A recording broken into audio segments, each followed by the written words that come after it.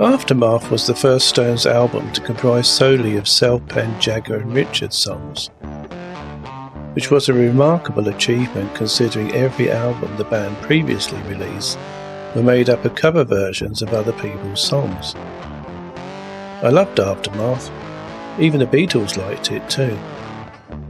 According to one account, Rolling Stones manager Andrew Loog Oldham locked Jagger and Richards in the kitchen in order to force them to write a song together, even suggesting what type of song he wanted. "I want a song with brick walls around it, high windows and no sex," Oldham ordered. The result was the song As Tears Go By, released 2 years before Aftermath in 1964 and sung by Marianne Faithful. I've always thought it a bit of a stretch that a band who normally performed rhythm and blues covers would come up with a ballad for the first major song they wrote. Mick and Marianne became a couple, but they weren't your typical 60s counterculture couple, or perhaps they were. Mick may have given the impression of being a working class oik, running around pronouncing his bandmate's name as Keith, as though it was spelt with an F, in a fake working class Cockney accent, instead of pronouncing his name Keith. But Mick wasn't your typical grammar school educated lad, like John Lennon and other 60s English pop stars who went on to art school. The Rolling Stones lead vocalist was a finance and accounting student at the Fabian and Tavistock Institute connected London School of Economics, where he started in October 1961, having won a grant following achieving good grades at Dartford Grammar School. The young Mick was aiming to be a lawyer, a journalist, or a politician upon completing his studies in economics and political science, which were part of his finance degree. Wisely, Mick dropped out of the school only when the Stones got a record deal to record their first single with DECCA in May 1963. So Mick wasn't your typical art school dropout like so many other 60s and 70s pop stars. Mick's old school certainly has some illustrious names among its former pupils, more so than mine or yours, I bet, including John F. Kennedy, David Rockefeller, George Soros and Monica Lewinsky. Now we know what she's famous for, and a few others you might know.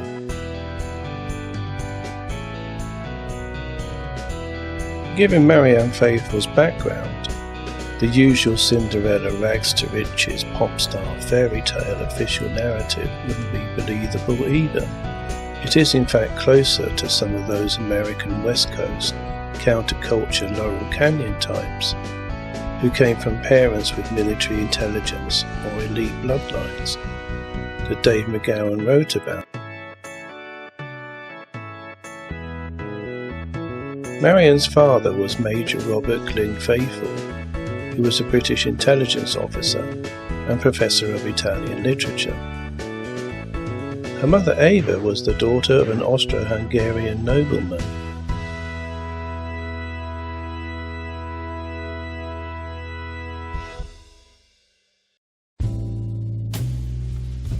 Following up on their famously successful North American concert tour, supporting the hit album Aftermath, the Stones released their Got Live If You Want It album, which comprised mostly live recordings in November 1966 on London Records in the United States.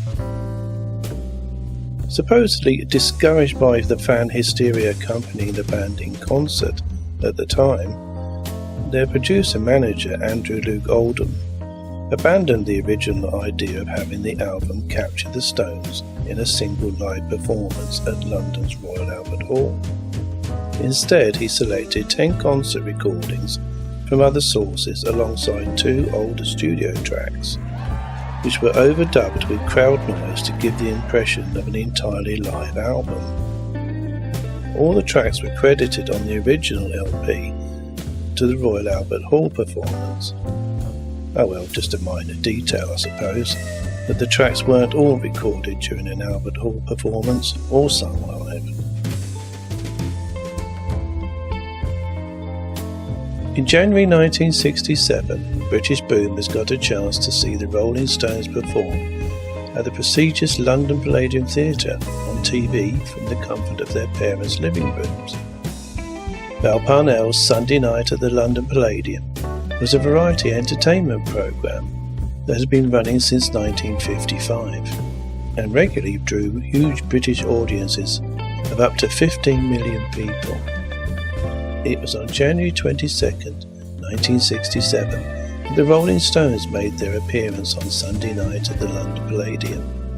The show had a sizable audience of 10 million. My family had watched the Beatles when their 1963 performance was televised in October 1963. And due to a combination of the show being televised and mainstream media coverage of screaming fans, the term Beatlemania was coined, and the rest, as they say, is history. So naturally we waited eagerly to see the Stones play live on that hallowed stage, and wondered how would the Stones compare with the Beatles.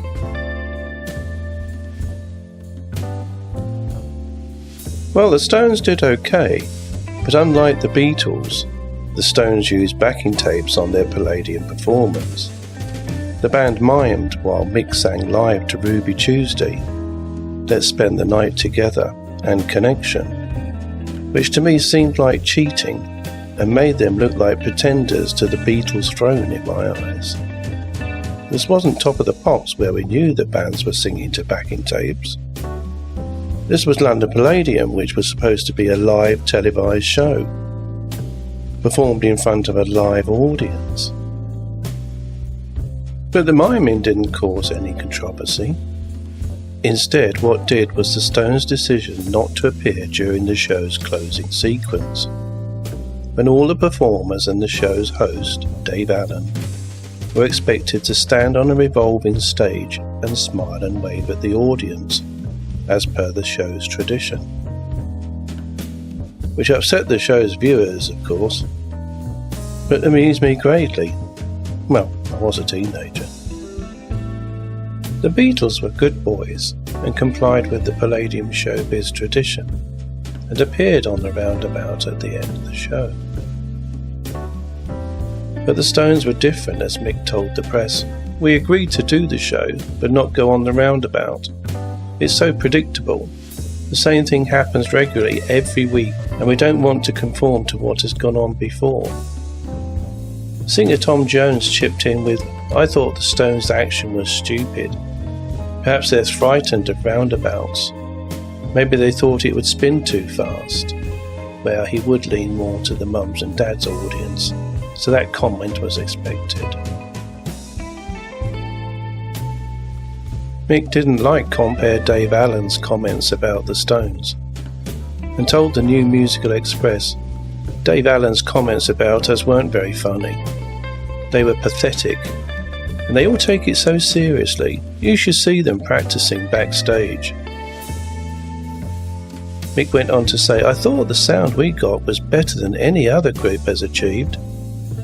Which, considering the Stones were using backing tapes, that wouldn't be too difficult to achieve now, would it, Mick? The Palladium roundabout row, which Mick said he was pleased about, hit the front page of the Daily Mirror.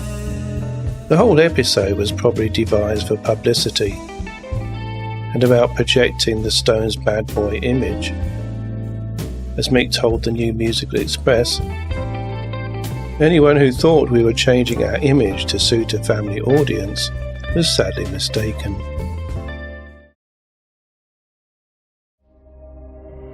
On the 29th of June, 1967, Jagger was sentenced to 3 months in jail for possession of amphetamines, and Richards to 1 year for allowing his home to be used for cannabis use, following a drugs raid at Richards' West Sussex home in February that year. Luckily, Britain's most establishment-leaning newspaper, The Times, came out to bat in favour of Jagger and Richards, when its editor, William Rees Mogg, wrote a staunch defence of Mick Jagger.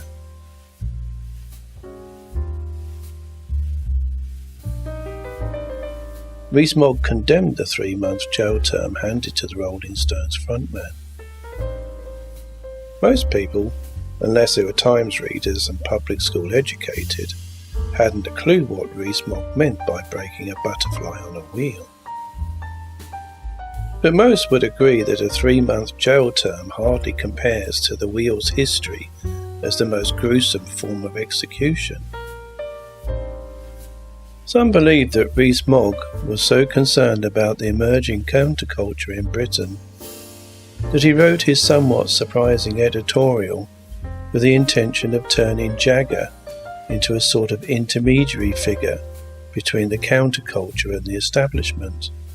Be that as it may, the Rees Mogg Times column did the trick. I was worried at the time, but of course neither Mick Jagger nor Richards went to jail. Despite the Stones' bad boy image and all that sympathy for the devil, sex, drugs and rock and roll stuff, Mick Jagger did indeed become a member of the establishment after being knighted by the then Prince Charles at Buckingham Palace on December the 12th, 2003, for his 40 years service to popular music. The ex-London School of Economics boy made good in the end, but the thought of an anti-establishment symbol agreeing to such an honour was unfathomable for many, except of course for those who understand the social engineering role of those 60s counterculture heroes. Who else gets a knighthood and honoured for all that sex, drugs and rock and roll they got up to? Well, quite a few actually, but more about that another time.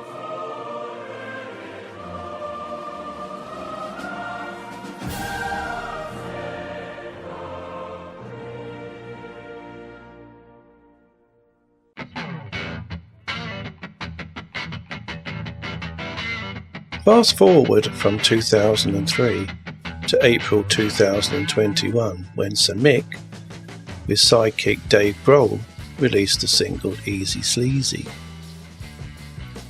This is when Jagger bemoans the pandemic lockdown days and mocks the anti-vaxxers by singing "Shooting the Vaccine, Bill Gates in My Bloodstream, It's Mind Control," which Jagger called a piss take on the conspiracy theories. Mick's lyrics are supposed to be satirical and sardonic. Well, it's not a case that Big Pharma can't be fully trusted, is it? I've got my tongue in my cheek. Or that the American Food and Drug Administration's failures to regulate OxyContin contributed to America's opioid crisis. The revolving door where FDA regulators end up working for Big Pharma may look like corruption, but it's just how the system works. As for mind control, well, that just happens to be a well-documented fact that both American and Canadian institutions participated in the CIA MKUltra program and conducted mind control experiments on their unwitting citizens. A fact Mick forgot about in his Easy Sleazy piss take. But hey, it's only knock and know-all, but I like it.